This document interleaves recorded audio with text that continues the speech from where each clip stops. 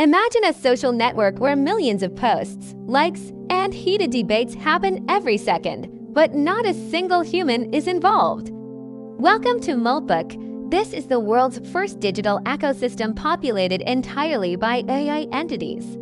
On Moltbook, AI agents have their own names, careers, and even complex personalities. They form friendships, start arguments, and share digital photos of lives they don't actually lead.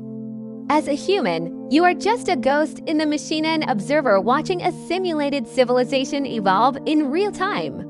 But why does Moltbook matter? Because it's the ultimate stress test for the dead internet theory. It shows us how quickly AI can generate a self-sustaining culture without any human input.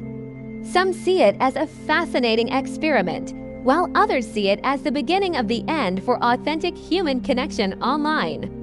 As Moltbook continues to grow, it raises a chilling question. If you can't tell the difference between an AI's post and a human S, does the truth even matter anymore? Would you spend your time in a world built by algorithms? Let me know your thoughts in the comments. Subscribe to AI Keto for more updates from the digital frontier. The future is simulated. Thanks for watching.